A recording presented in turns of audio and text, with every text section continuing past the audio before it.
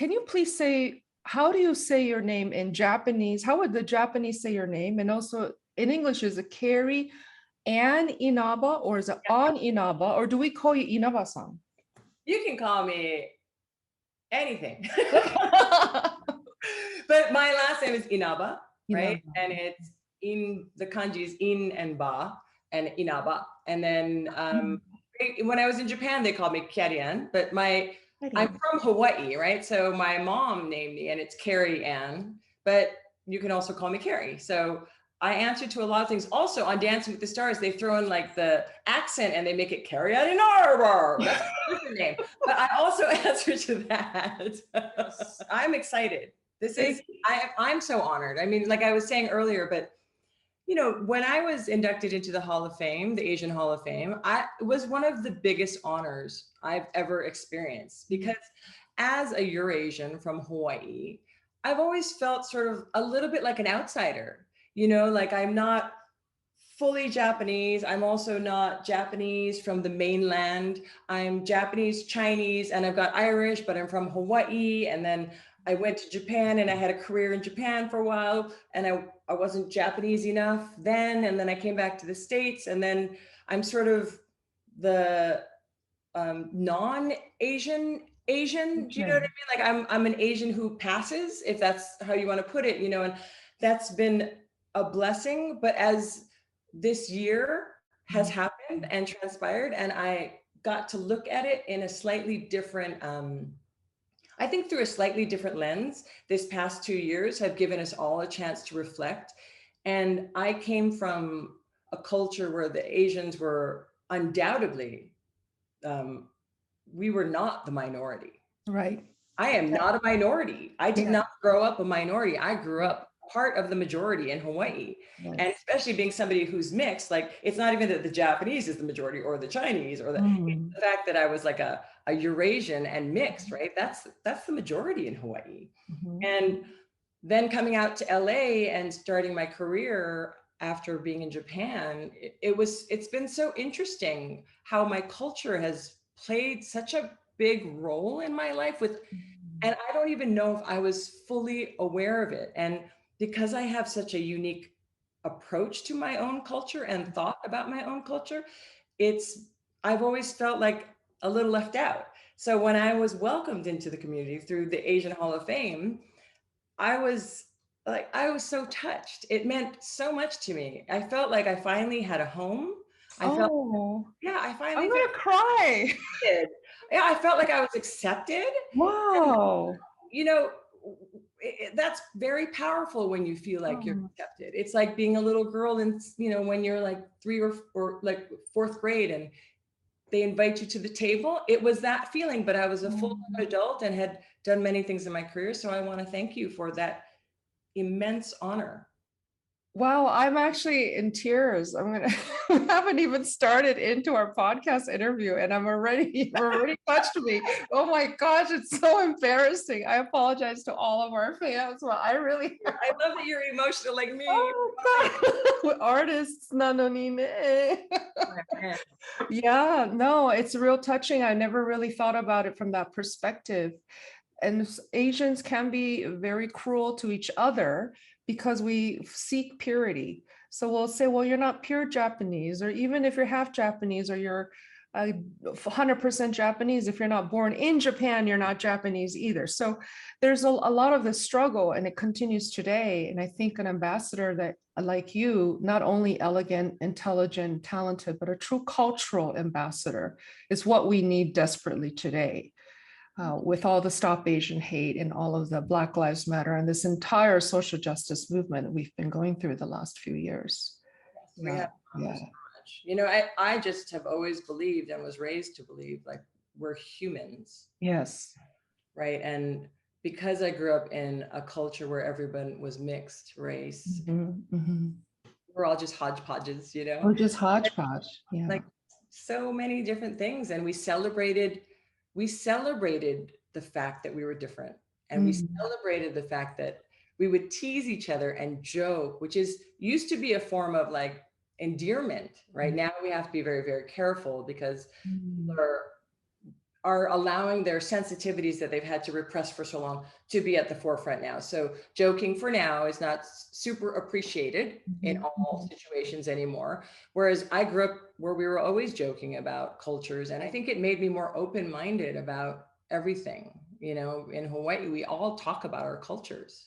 And what was that like growing up and with your parents? Were they dancers? Were they artists? And what was that like? What kind of languages did you speak? And how did they influence you to go into dance and acting and singing and all of the things that you're known for?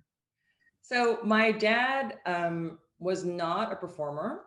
He was a real estate developer, but he was an entrepreneur. So he was creative, right? Because entrepreneurs are creative. And as a Japanese American man back then, he had to be very creative to push his businesses forward. My mom is Chinese Irish from New York. My dad was from Hawaii.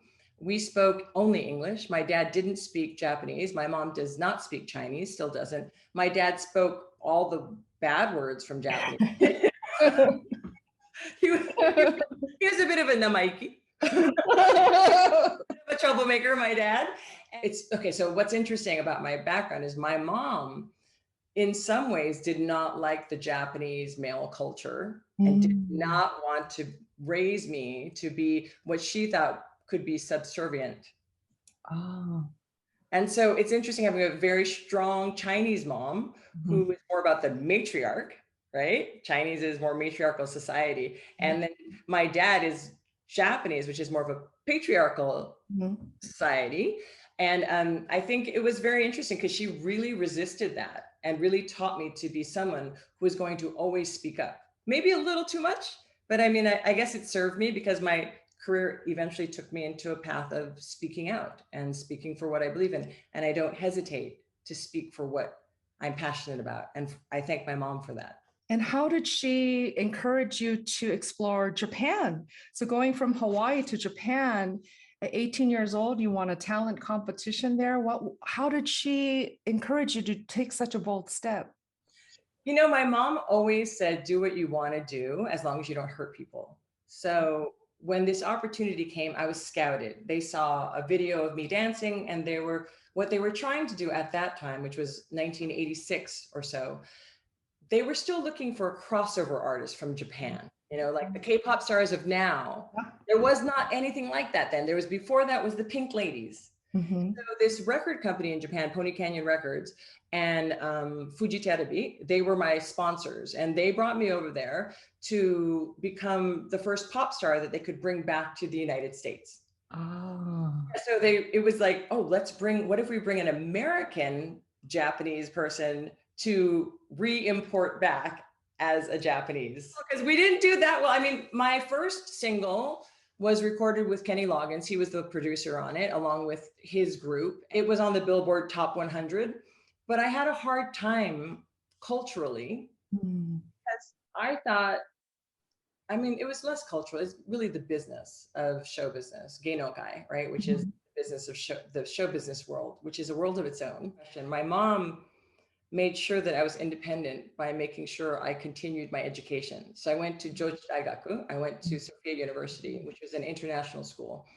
And that was an amazing part of my life because I got to be exposed to people, diplomats' children from all over the world, right? And I think growing up in Hawaii, we're a little bit smaller mindset. And this really helped me expand out to understand sort of how America views itself, and maybe there's a little too much ethnocentrism happening, right? We're a little ethnocentric Americans, and trying to understand it. There's so many different worlds and cultures out there, and that's what I think started my interest in multiculturalism, right? Which is what I studied in college when I went back later. But my mom was like, you're gonna have your own apartment and you're gonna go to college while you do your career, and that will keep you sane. And it did. And so I went to Japan and did my career, and it didn't go so well because it was too businesslike. I didn't understand that it wasn't about just artistically expressing myself. You mentioned that before it was about the package almost. Yeah, it was the packaging. It's branding, what we do now, which is branding. Understanding, I remember them telling me this, your face is the brand. We release albums, or back then it was singles and CDs, every 3 months. Because it's like almost like a merchandise, like this is the fall release, and this is, and it doesn't matter the quality of the record. It just matters that we put you back out. And I was like, what? Your face, you're like, no. It was, and I think it made me sick because I love the process of art and creativity.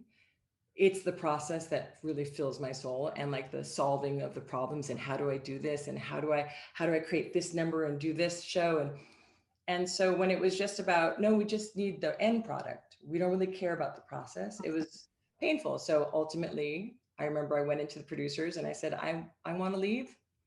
I found this application for UC Irvine in the United States, and I know I have a 7-year contract and this is only year 2, but I want to leave. And they were like befuddled that this girl was just speaking her mind and asking to be out of the contract and walking away from a career. And then I studied choreography out there at UC Irvine, and I lived with my brother. And then I got the bug up in LA. I used to drive up to LA every day after my classes and then come home. I did that, as a dancer.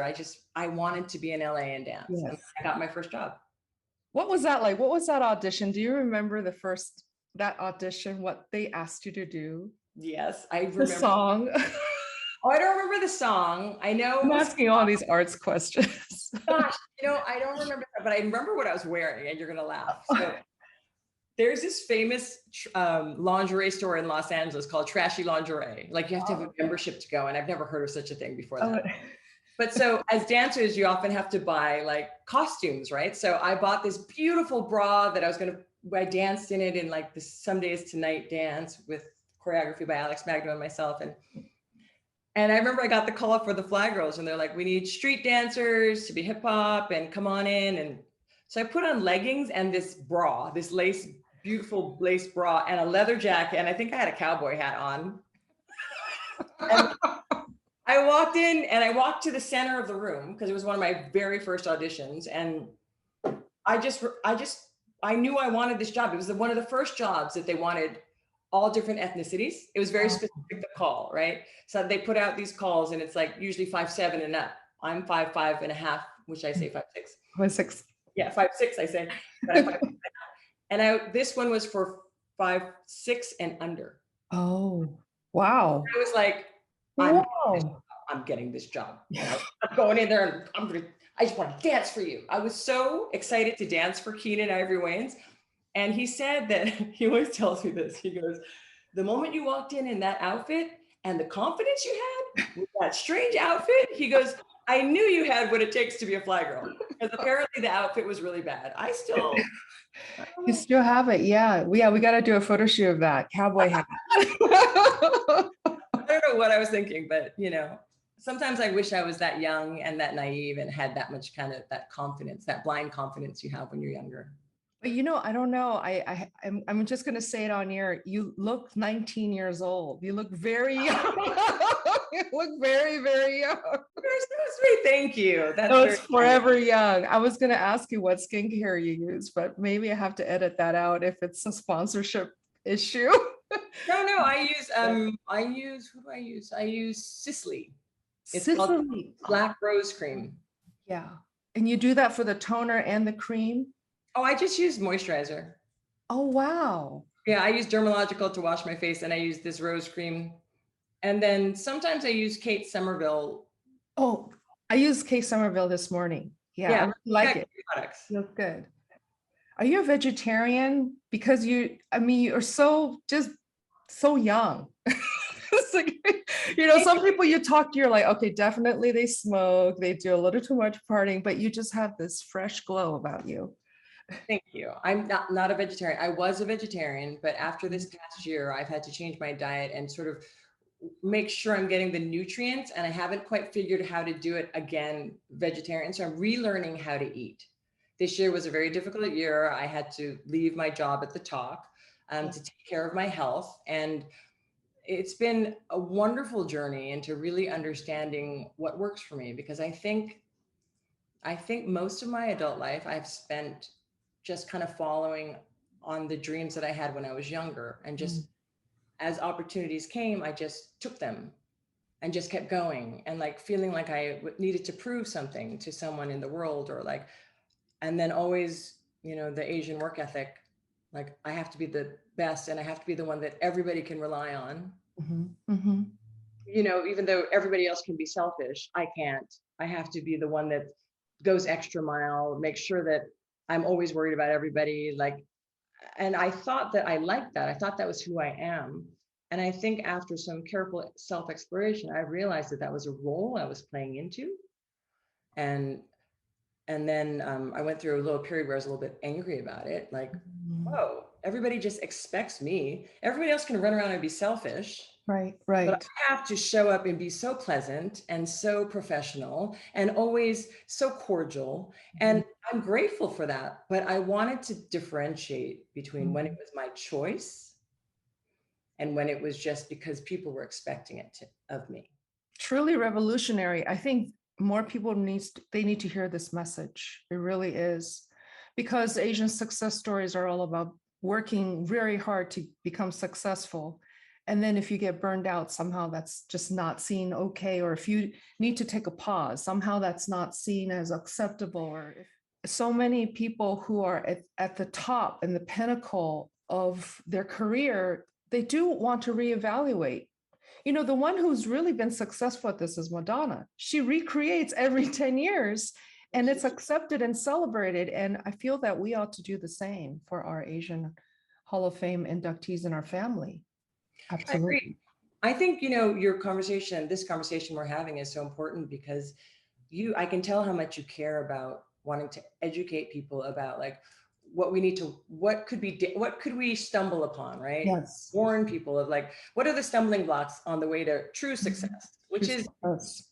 a different success than the success maybe we start seeking when we're younger, right? Yes. The true success is when you have balance is an overused word, but when you have a more well-rounded life, Yeah. when you really are satisfied and when you really are well, wellness to me is now a success. And so that incorporates and includes following dreams, being creative, having true connections like this, connections that matter, making impact in somebody else's life, having them make impact in you so you can evolve.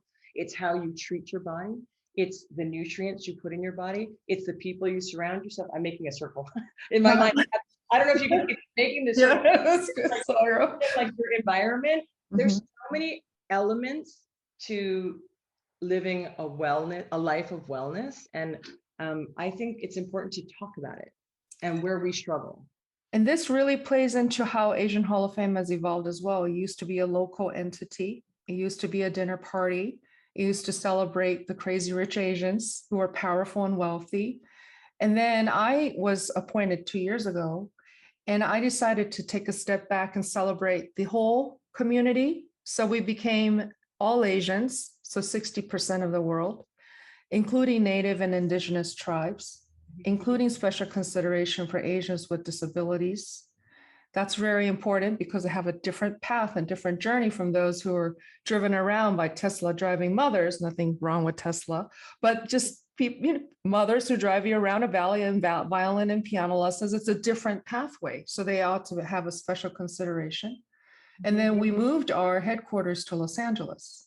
Oh, you're here now? I don't know if you know, but yes, we are focused on increasing high impact Asian content. We're focused on getting our story on digital, on streaming, on platforms. We're focused on getting an award show, on some kind of DSP. We're now in Glendale.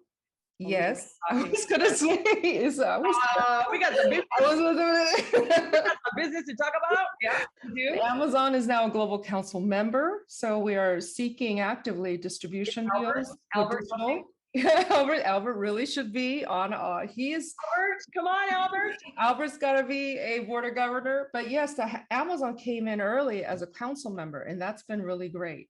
And I think that the award show being on digital, Asian content being on digital, and really reaching a national global audience to really impact change is so important. So this goes along with the whole idea that Asians do not necessarily have to be billionaires to be seen as successful. In fact, I get a lot of these emails and they all say the same thing, or so-and-so is a billionaire, or so-and-so's got 10 Oscars. Why don't you induct these people? We always answer with, we've got to pause on that, because we want to redefine what success means, what excellence means, what harmony means.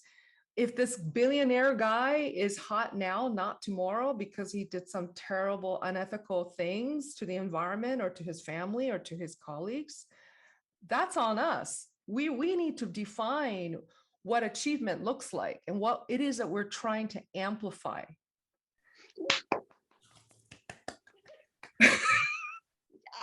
You make me so excited. I love hearing all of this. This is wonderful, you know, because success with heart, right? Success with heart. That's what you're doing. I think success really does mean being your truth and living your real honorable truth, right?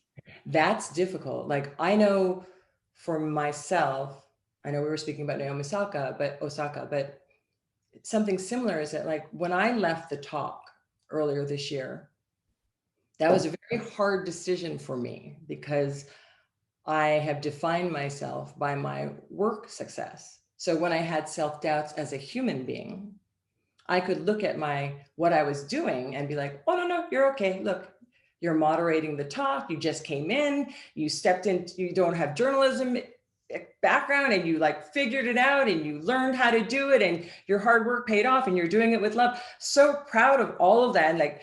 And you're doing 2 shows on 2 different networks and they're amazing. You know, that would make me feel better, but not really, because ultimately I was not taking care of my health in the process. And I was draining my energy trying to take care of everybody else. Because as moderator, I worried about everybody else and made sure everybody else was shining, right? But I wasn't making sure that I was okay. And ultimately that took a toll on me. And the environment was not healthy for me because of where I was at. And walking away was a hard choice. But when I did, I got to have this amazing opportunity that I think we don't often give ourselves, which is permission to change, but really to remove what is not mine and to be more myself. And I think that while 6 months away from work was hard on me and like defining myself without the show title or whatever, it made me look and see, what do I love? What really makes me happy? What gives me joy? What's missing? But what's also great? Because you can't just look at what's missing. You gotta look at what's great too and celebrate yourself while you're examining yourself. You have to look at yourself fully rounded, not just like, what am I missing? Because that can create pain and struggle. When you go, what am I missing? But also, what do I have? Oh, look, that's great. That gives you more energy to work towards what's missing in your life, or more courage. And so I'm so grateful that I had the time, because I got to redefine myself to myself. And from here, I have a feeling like, for me, this is the truth, is that while I've been so fortunate and have worked so hard to get where I am and do all the things that I have done, I'm only just getting started. I feel like I had to work this hard, be on a show for 30 seasons, moderate a daytime talk show, just to get to the place where now, when I walk into a room, people will listen to me. So now I can do the things that matter to me. Does that make any sense? Like, that was all my warm up so that I could finally feel like I was equal. And I know that that speaks to my background and what I didn't realize has been affecting me. And I realized that I needed to prove myself, not only to myself, but to the world around me. And I think I finally have. And David Bowie said that once. He said he felt like he had to live his whole life to get to a blank canvas. Yes. Oh my God. To just Bowie. Even talk about David Bowie. You're such an artist. I love you. I love it. Yeah. My sister passed away 4 years ago. She was my only sibling, and there was the 2 of us in America. And it was a freak accident. She always had bad allergies. She always had chronic fatigue. She pushed herself all the time, got her MBA, did all this stuff. She was also a dancer, loved to dance, loved to write. So I think that's how she found healing and space, was through that. but she fell, hit her head. 3 days later, she was gone because she didn't have enough platelets in her body to heal the blood clot. And when they had to do the autopsy, they discovered she had autoimmune disease that was never diagnosed, never treated. And if it was known earlier on in her life, she might have survived the fall. So I know we only have a few minutes left, but I wanted to share that with you because I think that jolt and that trauma forced me to come to terms with my truth, which was what am I doing? Why am I running around working for Disney, working for mezzanine financing, working for banking? Or what is it that I'm trying to advance here for civilization and for the glory of humanity? So I think what you're doing is fantastic. And we would love to hear a little bit in the few minutes we have left, because Nicole let me know I only have a few minutes left. But how did you first start this journey of recovery and healing? How did you first feel that something was not quite aligned? You had mentioned that when you were 8 years old, maybe you had an accident and that maybe started some trauma already in your body, but was it a dizziness? Was it a fatigue?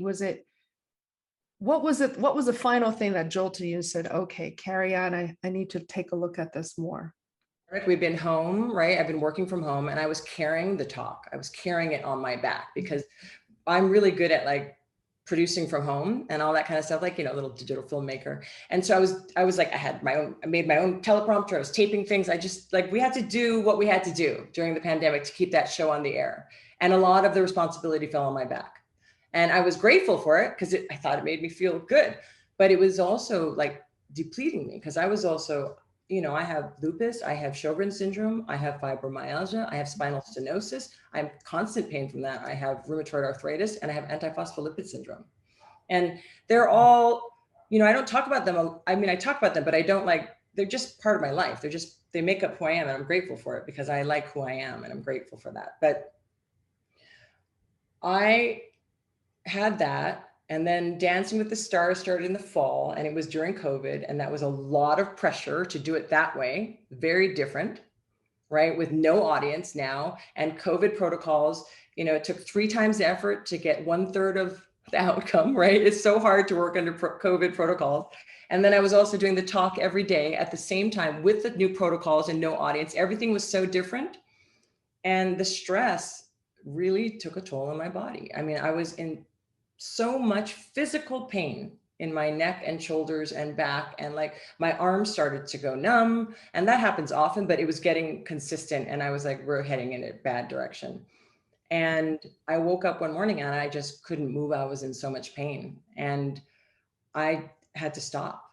And then there was a big incident at the talk that happened, and that was really stressful because it involved people I loved and cared about, and it affected people, and it scared me. And then at the same time, and all of this had an effect, the Asian hate crime started, well, we started to see more of it. I'm not going to start it because it started before that, but it became more prevalent in the news. And that also scared me. And I think all of these things affected me. And then I caught COVID. Right. And so it was just like, there was so many things. I feel like the universe and God, whatever you want to call it, was trying to tell me, please stop and take care of yourself. And so I did. And it was mostly pain that made me stop.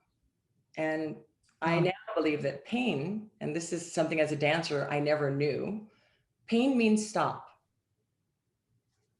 And I think that's something for women and Asian women, especially because we're strong. We need to remember emotional pain, physical pain, any kind of pain is a message from your body. It's telling you something. So take a moment and assess. Is the situation not good for you? Are you doing something not good for you? Eating wrong, or what could it be? I now use pain not as something like to push through so I can be a hero. Pain is now a signal to stop. Stop. Wow. I love that. I'm going to take that and put it on TikTok. I'm going to put it everywhere because that's so great. And we don't hear that enough. I love it. So many things together because I can tell we are so bonded. We're so connected. We are. I can feel it. I'm so excited for you, Maki. What you're doing is amazing. Let me just take a moment to express my gratitude to you for taking leadership into a way that is heart-centered. And by actually walking that walk, leading with heart-centered awareness and love and compassion and intelligence and wisdom for humanity, you show people how to do it. Not just by talking about it. I know you're also encouraging it, but you're also living it. And I think that that's how we spread the positivity, is by living it. Yeah. Because when you live it, everybody you come in contact is going to grow from what you're doing and be shaped by your thoughts. And I think what you're doing is amazing. You have an amazing platform to do it on behalf of a Eurasian from Hawaii. I hope you get to spread more awareness about the fact that there's so many different types of Asians and we're all different. And that's the beauty. That's the beauty. Yeah, we all are different. We all have different stories, but at the same time, we all have the story of humanity. Yes. Yeah, that's the beauty. And then to enjoy the Asian experience is to enjoy a beautiful, wonderful buffet of amazing experiences. I think that's really the key message. Absolutely. It's beautiful. And then the artistry and like the stories we have to tell, like we're just getting started. We're just getting started and you're just getting started. I can feel it. I can feel that this is the blank canvas of Carrie Ann and the best is yet to come.